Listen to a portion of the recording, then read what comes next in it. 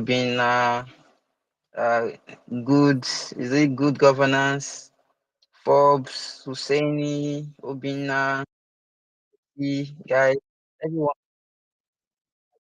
from Cookie, Innocent. You're all welcome to the space.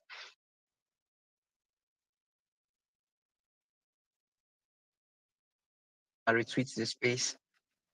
Just click on the comment section by your bottom right and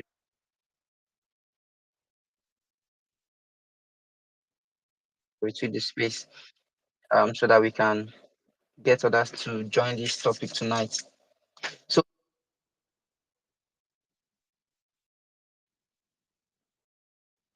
and in fact, the topic alone is self-explanatory. Priscilla, am I still audible? Yes, you are, Chigozie. Please go ahead. All You're right. doing. Please So, just so, so the get the space, please.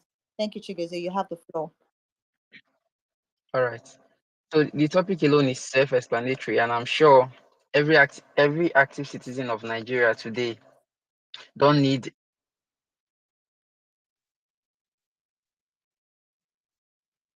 on a daily basis, both at the states and federal levels. But let me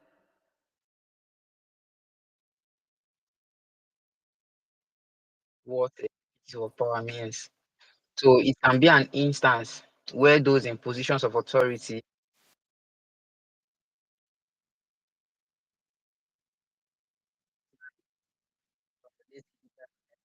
boundaries and disregard the rights and well-being of their citizens.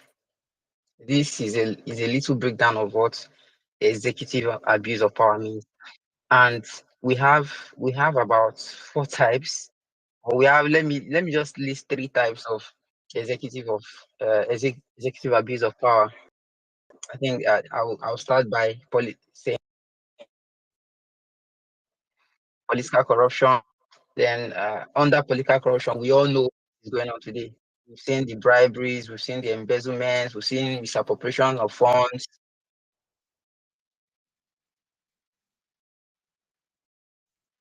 And under that one is a whole, in fact, is a whole topic on its own because we have extrajudicial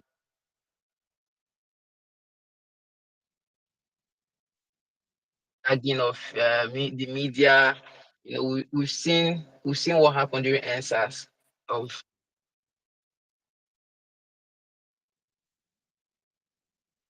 answers victims. That is extrajudicial killings. That is an executive abuse of power.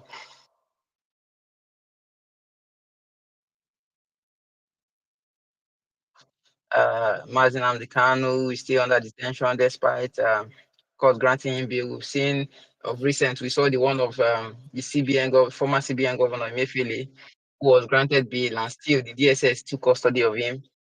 These and many more are human rights violation and executive abuse of power. So we also have suppression of dissent. Okay, I think I mentioned it earlier under media censorship, repression of activists, limitation on free speech. We've seen a lot of times where they threatened to put.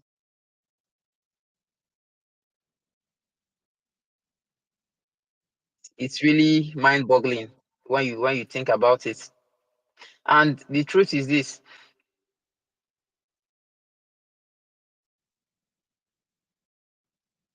serious significance in Nigeria today because of some reasons, which is one of them is pervasive corruption significance. In fact, Nigeria has constantly ranked among the most corrupt nations globally. We've seen it manifest in form of bribery, embezzlement. In fact, we've seen it.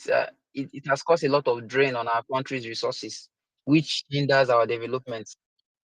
We've seen in the aspect of uh, democratic backsliding, people lose faith in the judiciary. It also has socio-economic impact because some people tell you voting is a waste of time, and after giving them confidence, that's why the confidence INEC give Nigerians this 2023 election.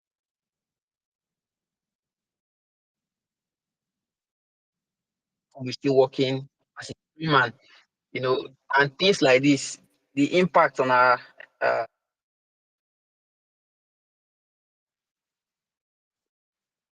and it discourage. But aside that, it's also it affects our economy because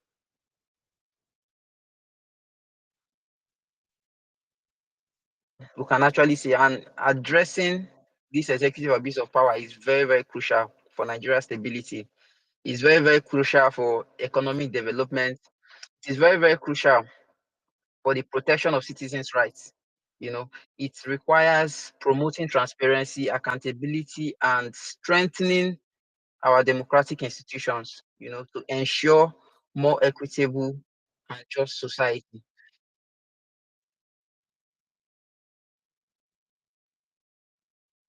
To talk about executive abuse of power, we can even trace it back to history, back in time. You know, it is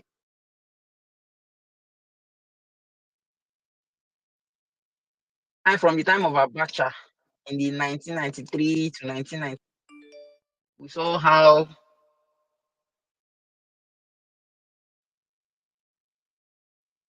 oppressive rule. We saw the rampant corruption. In fact, till even during Muhammad Buhari's regime, we were still receiving loot of Abacha's loot from, you know, from different countries, Switzerland, UK, you know, and you keep saying, wow, so Nigeria has this amount of money and we are suffering. You know, this you can see that even stifling opposition, we saw how he stifled the opposition. But there are some cases whereby, like in Imo State today, once you raise your head as an opposition, the government attacks you.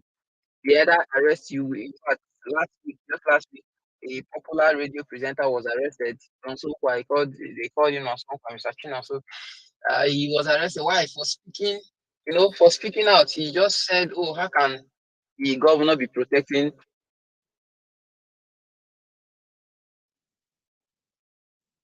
PTR that who are affiliated to affiliate of football?" And that was all he said. And he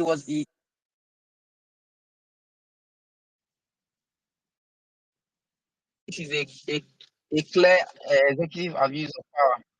Even during the time of the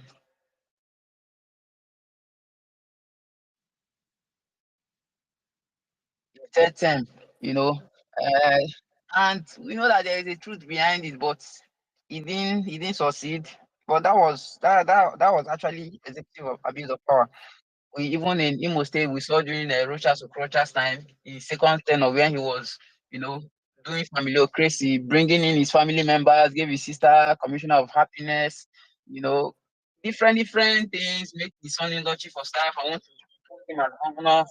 We've seen a lot of we've seen a lot of abuse of power. We've seen this in our society over and over again.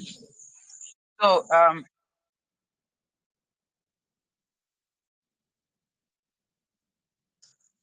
but then let me just go straight to some causes and factors.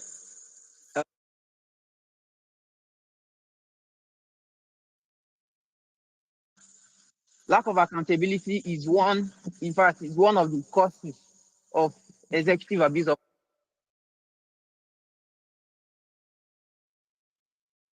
this, these people accountable. You see them abuse power over and over again. Another one is weak institutions. We have weak institutions today. We've seen we've seen INEC. Okay, let's look at INEC. INEC is so weak.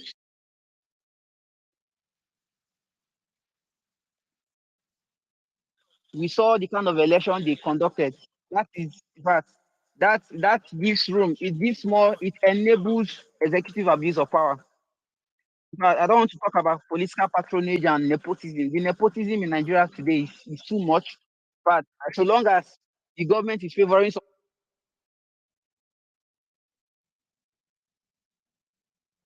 they want to favor the government or they don't want to speak out. We've seen how the government is giving judiciary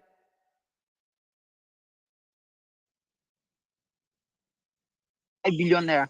How do you expect those persons to come up and give us the right judgment? How would you expect them not to contemplate or thinking of technicalities they can use to save this person in question? So that's political patronage, and that might even buy the sympathy of the judiciary.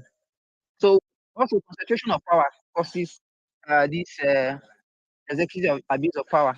That's why it is important that we have separation of power in Nigeria. It is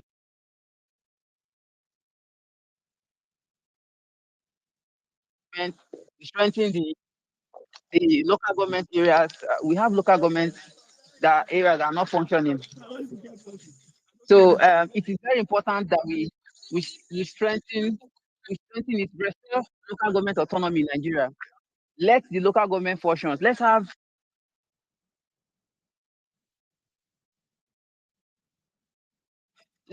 independent senators. Let's have an independent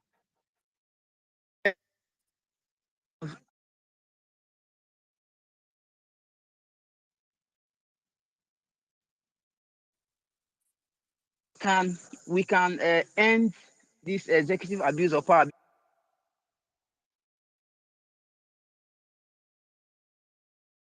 A, a scenario whereby a governor will drag the entire House of Assembly member. He makes the speaker his stooge. Put his stooge as speaker. Get his party over majority of the seats in the house. Why? Just to silence opposition, the opposition party members. So these all these things enables executive abuse of power. So and let me go straight to the consequences and impact. The consequences of these things, it impacts, in fact, it has a lot of negative impact in our society. First of all, economic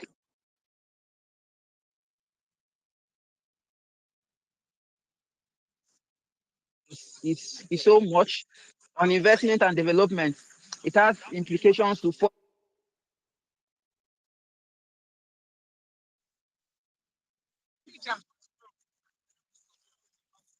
the social impact.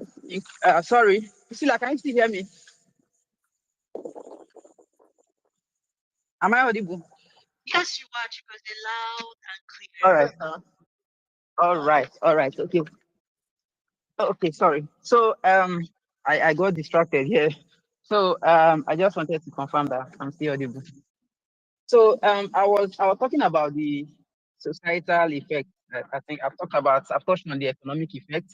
So executive abuse of power has a lot of societal effects. You know, first of all, it erodes trust. It erodes public trust in institutions. I think I've mentioned this before. The way a lot of people today don't trust INEC, the way a lot of people today don't trust our judge,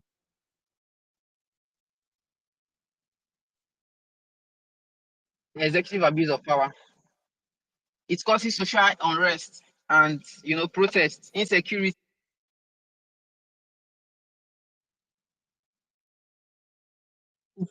different non-state actors coming up to bring up one thing or the other. In the north, in fact, now in the east, all these are causes. They are all linked to executive abuse of power, one way or the other. And until you solve these things, until you eliminate executive abuse of power, you cannot totally eliminate this insecurity. You cannot eliminate protest. Now imagine we've all listened to our principal Peter Obi when he talks about giving solving our security issue in Nigeria, and he said he's going to.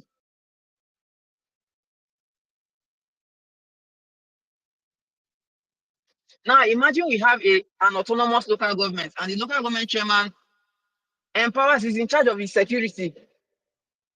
He employs security outfit. He empowers the vigilantes, the local vigilantes in that villages. They know themselves. They know everybody in that community. So whenever they see someone that is not in that community coming there,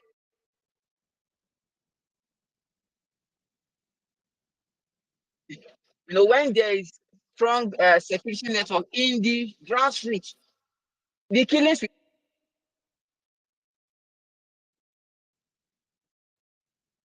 today. Imagine that the local government is active and they have their own security outfits. Do you think these bandits will just come and kill scores of persons and go scot free? No, because they will have their support. They'll have their security guys to fight back to protect themselves. They'll be able to protect themselves. So this is why it's important that we stop the executive abuse of power. We give autonomy to the local government. We give autonomy to the judiciary. We give autonomy to the what's it called, to the House of Assemblies and all that. So I'm going to go. Okay, let me just go forward to, because I'm running out of time. Let me go forward straight to the way forward. You know, I feel like the way forward is for us to start promoting transparency, and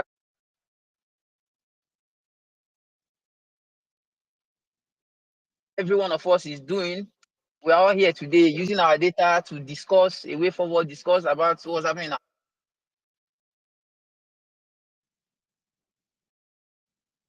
to make sure that they give justice to Nigerians. They save our democracy, save our future.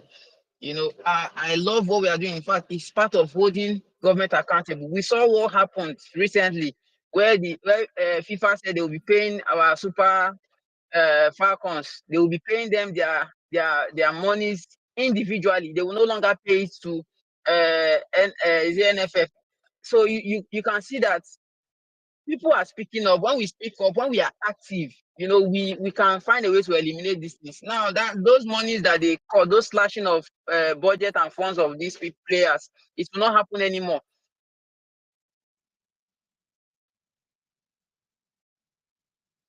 Speaking of, people are exposing the rot of the government. So let us keep promoting.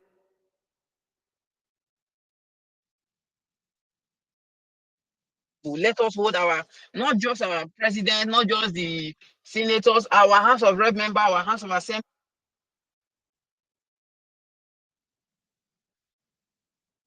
whatever it is, at different levels. Let us hold them accountable at all points. That way, we are going to be chanting a way forward.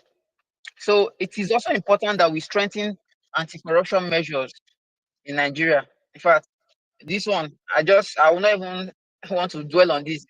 I just pray that our president, Peter Obi, will come in, because I trust what he can do in terms of strengthening anti-corruption measures. So next is promoting transparency in governance operation. I've talked about that. This one, I think what we are all doing here, we are all trying to promote transparency. Then I think there's something that's keeping my mind. There's need for us to establish an independent oversight bodies to hold our executive powers accountable. If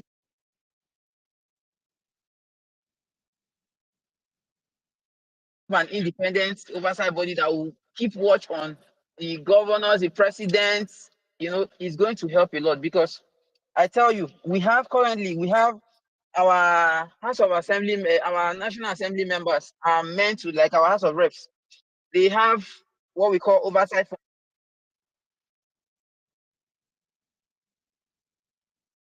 and supervise projects, federal government projects that are given to people, that are given to their fellow House of Rep members. They go to supervise this. But I tell you, they just do this thing. They don't even supervise anything. When you when you see them come to the states, they are going to supervise. You see, they will just go and lodge them in one hotel, give them different packages, give them what do they call it? Give them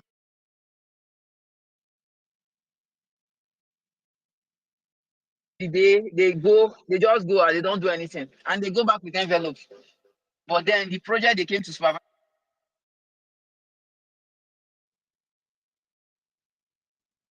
to check the site, you see that it's an uncompleted project.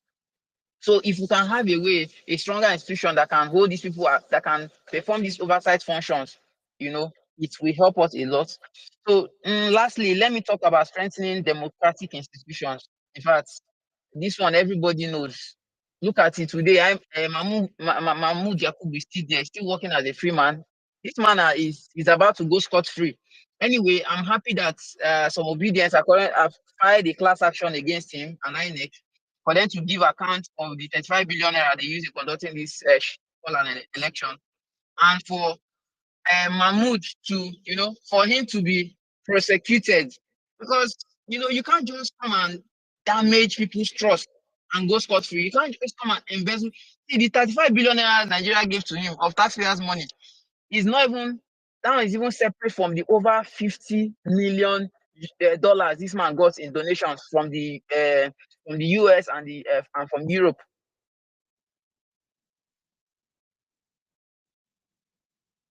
US gave about 20, is it 20, 20, $20 million. Now,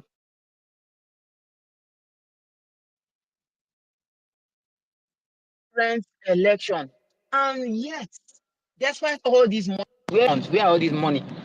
So it is very important that and in fact, I love what Obedience are doing. If you don't know about this class action, you can check Chimemaker. Just check at Chimemaker, check his pin tweet. You will see details of this file class action against INEC and Mahmoud Yakubu. We need to hold them accountable. In the former elections, INEC will come, the INEC chairman will commit fraud and just go scot-free. Nobody will challenge him. Higher the presidential candidates, the opposition candidate will go to court. And after spending some months in court, they'll throw out the case and everybody moves on. But this time,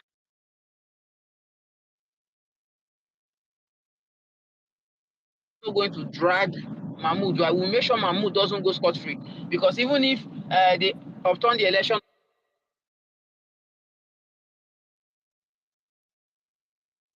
to go scot-free and go and enjoy those monies that he has looted. So we need to make sure that he pays for his crimes. So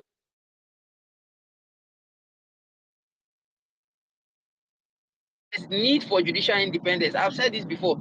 We need to have an independent judiciary. We need to have electoral reforms because seriously, the one we had, the 2022 Electoral Act amended is, in fact, we saw what happened, right? We saw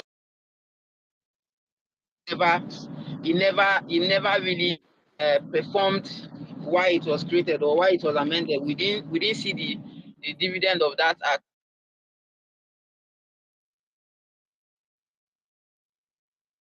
the way they usually do it. So we need to strengthen electoral reforms. We need a robust legislative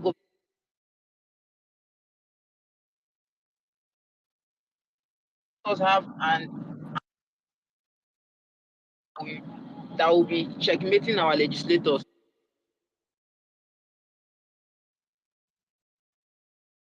We just conclude by saying we can create a new Nigeria, right?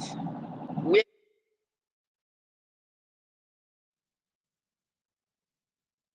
as a political action group, if we can come together as a political action group, we can actually uh, create that new Nigeria we're looking for. We can actually put an end to executive abuse of power.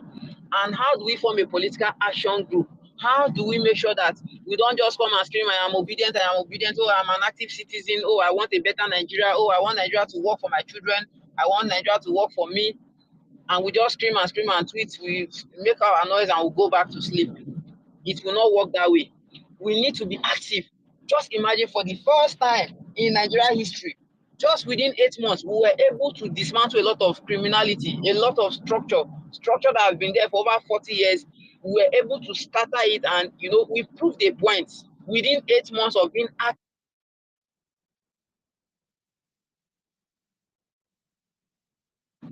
Even Tinubu in his in Eagle Square, he confirmed, he testified that.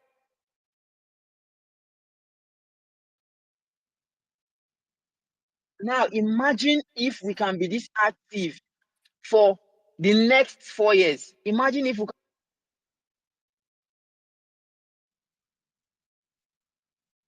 just imagine what we can achieve.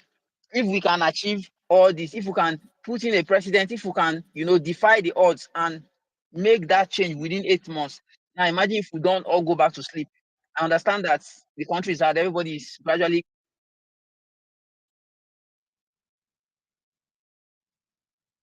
It is important that everybody does that, but then let us create time to keep being active citizens.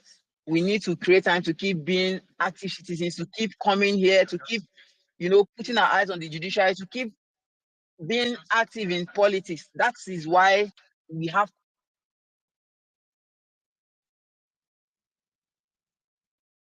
is we are forming a political action group. In the Tinubu's them era, they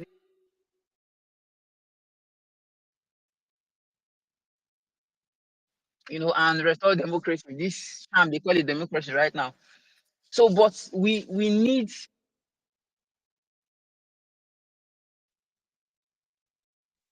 the, during the campaigns and a lot of support groups, we did amazingly well with different support groups. But right now, we are taking the next level. Let us all come together. Let us all pull our strengths together. Let us all pull our skills together, our efforts, different support groups, every obedient leader, influencers. Let us all come together and form a block. Let us form a political action group that will be active, that will keep engaging our citizens, will keep educating people on the need to get their PVCs from time, like on time. From now, before the next election, we'll ensure that we do massive sensitization, massive PVC registration drive, and all that.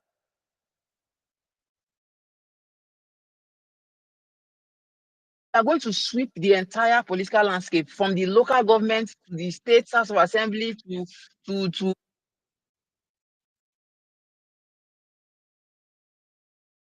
you know, we let us bring in a new Nigeria that we all want. Let us put in people that we can hold accountable. Let us put in people that will create that change for us. And we cannot do that by just going back to sleep, by just going back to our facing our different businesses and just say to your tent, oh Israel. That is why I love what we are trying to do with Cope Them. It is important that we all come together to make Cope Them a very formidable policy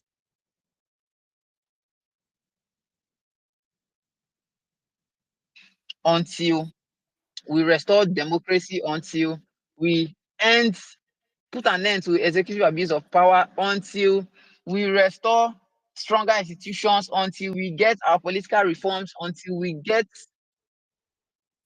the new Nigeria we all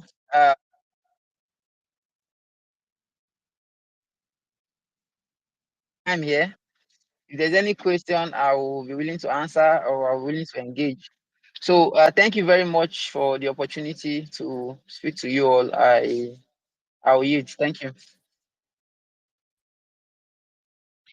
Thank you so much, Chigozie, for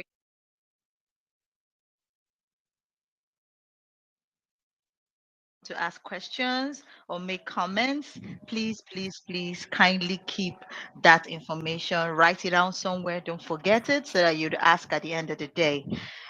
Yes, abuse of power has become a concern in Africa at the moment, and not only in Africa, but in the country known as the giant of Africa.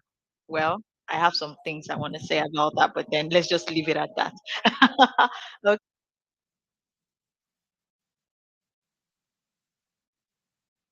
Begin to look at ways to strengthen institutions that do not enable or allow continued.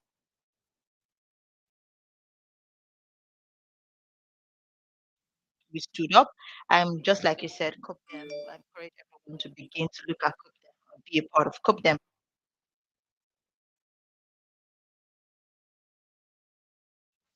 Speaker is though he has partially introduced himself before I could do that, but then what can we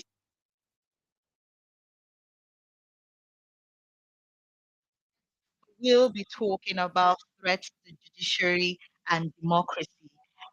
So please, with a round of applause using your emojis, please let's welcome in our next speaker, Mr. Femi Lawal. Please, I'd like to see your emojis. Please, please, please use your emojis as welcome him. But while you are here, kindly share the space so that we can get more people in to come here. That yes, Nigerians are taking the progress of Nigeria.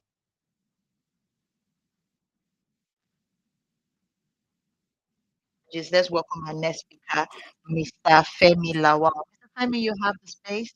You have the floor for the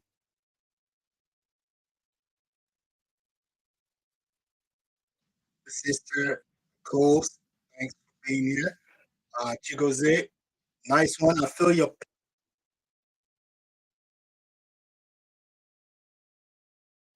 I feel you. I can hear the pain in everything you said. And like you said, towards the end of your speech, which you gave mention to cut them, people will learn and start to find out. For you guys that are online on this space, take your time, do quick research on that and find out what this is about.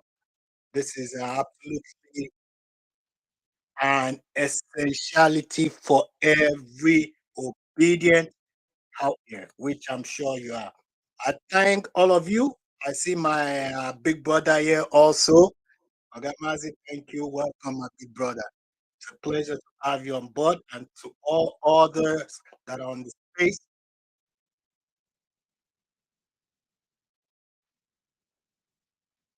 On the judiciary and democracy.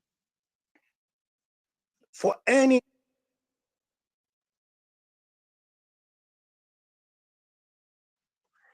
institutions, and Nigeria is no exception. This is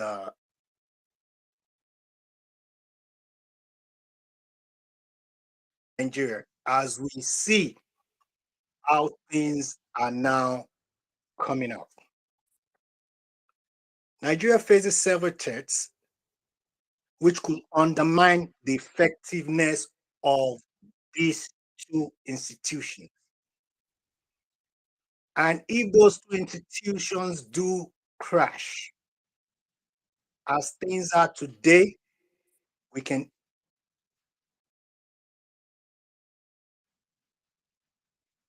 I feel the pain the way Chidoze was talking. A lot of our youths,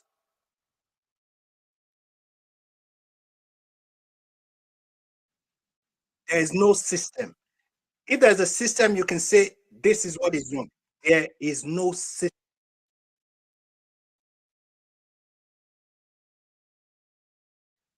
The responsibility of the judiciary has never been this important in Nigerian history.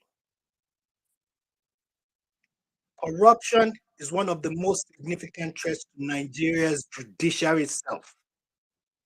Corruption in Nigeria is one of the most significant threats to Nigeria's judiciary and to its democracy.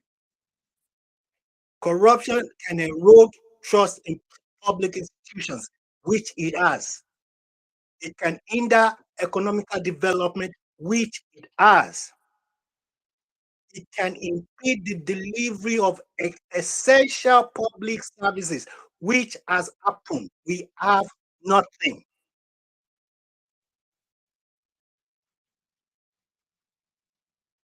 Dissolution and apathy amongst the youth. It has happened.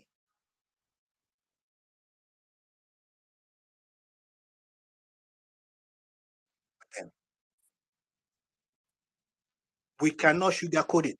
The political system does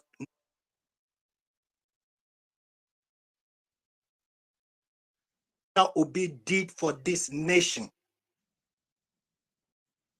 Even though he feels he's just starting, what he has already done for this nation to awaken and give hope.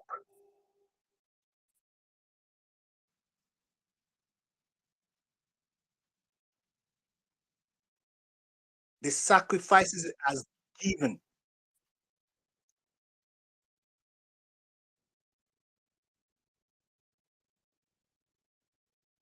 It's fundamental for the functioning of a democratic system and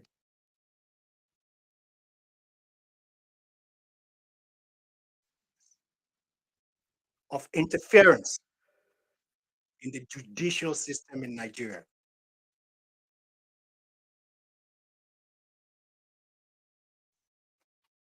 Has undermined its integrity, which they them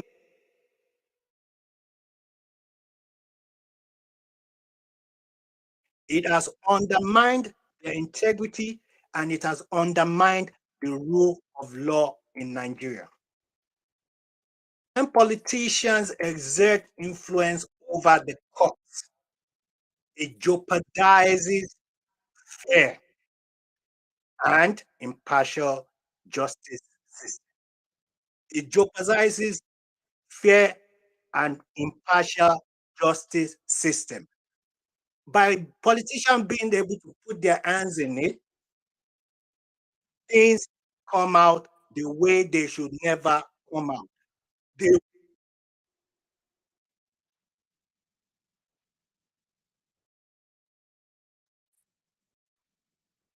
insecurity and terrorism. Insecurity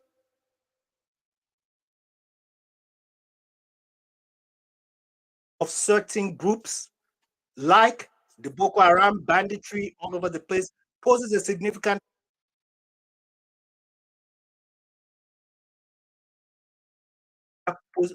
that poses threats to these two major institutions, the judiciary and and democracy itself. If you are not secure, how can you have a democratic society? These are destabilizing factors, and it discourages participation in the democratic process due to the fear of violence, which we saw over and over and over, with especially with impunity in Lagos State. We saw it.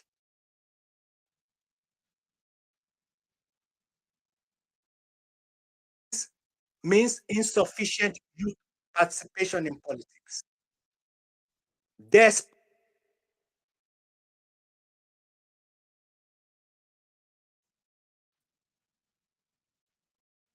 as far as the resources, when countries count,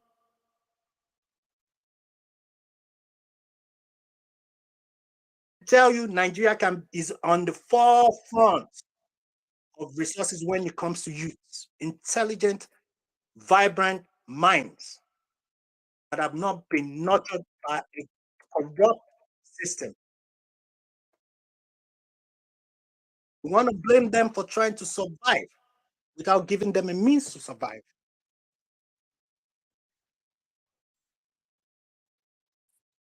This underrepresentation could lead to policies that do not address the concerns.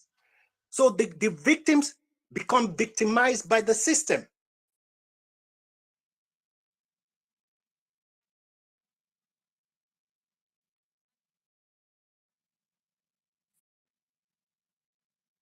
The aspirations of the youth lead,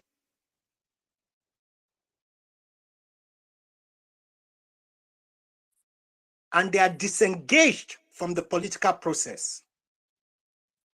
The youth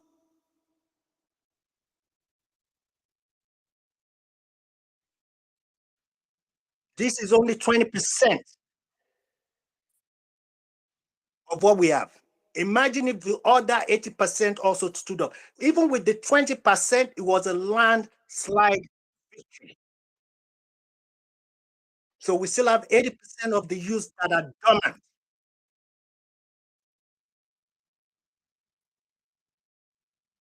As for the future of Nigeria's youth, these challenges are as significant as it is. However, they also present opportunities for change.